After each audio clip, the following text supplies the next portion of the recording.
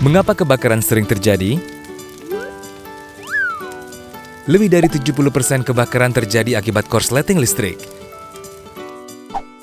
Padahal, jika terjadi korsleting listrik, Sikring atau MCB akan otomatis memutus arus listrik sehingga tidak menimbulkan kebakaran.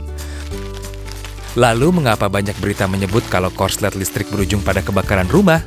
Nah, pertama, kita harus sama-sama mengetahui dulu bahwa instalasi listrik di dalam rumah adalah tanggung jawab pemilik rumah. PLN hanya berwenang sampai dengan kWh meter pelanggan.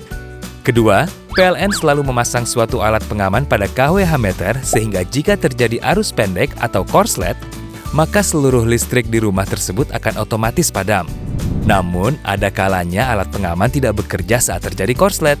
Nah, ini adalah akibat jika kWh meter atau Sikring diotak-atik sendiri.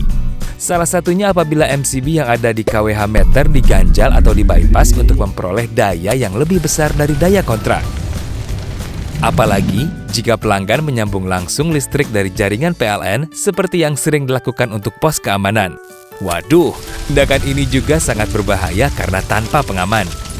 Musim kemarau panjang sering mengakibatkan alat-alat elektronik di rumah lebih mudah panas.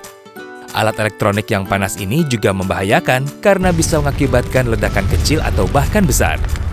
Lalu, apa yang bisa kita lakukan untuk mengamankan instalasi listrik di rumah agar terhindar dari kebakaran?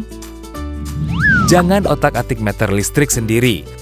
Kalau ada kendala, laporkan kepada petugas PLN. Bisa langsung menghubungi kontak center PLN 123. Cek instalasi arus listrik maksimal setiap 10 tahun sekali. Jangan sampai ada kabel rusak karena panas atau karena digigit tikus atau karena alasan lain. Serahkan kepada pekerja instalatir yang paham instalasi listrik rumah. Cek steker di rumah Anda. Jika sudah terdapat warna kehitaman di sekitarnya, segeralah ganti. Jangan menumpuk steker secara berlebihan karena akan menimbulkan panas berlebihan dan berpotensi menimbulkan kebakaran. Gunakan peralatan listrik yang berkualitas. Jangan terkecoh harga yang murah padahal kualitasnya rendah. Jangan dekatkan peralatan listrik dengan benda-benda mudah terbakar seperti gas, gorden, atau kertas. Jangan biarkan kontak peralatan seperti TV, setrika, atau charger handphone menetap pada stop kontak pada waktu lama, dan hindari menggunakan tusuk kontak terlalu longgar. Apabila kebakaran baru saja terjadi, jangan panik. Segera hubungi pemadam kebakaran dan kontak center PLN 123 untuk memadamkan listrik di area sekitar rumah yang terbakar. Usahakan Anda memiliki alat pemadam api ringan di rumah dan pastikan isi dari alat tersebut diganti setahun sekali.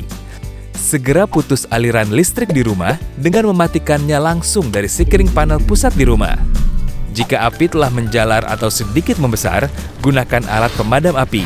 Jangan gunakan air atau alat lain jika listrik belum mati.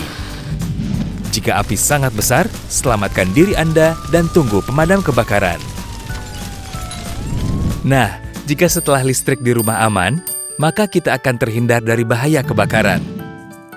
Yuk, peduli instalasi listrik di rumah kita.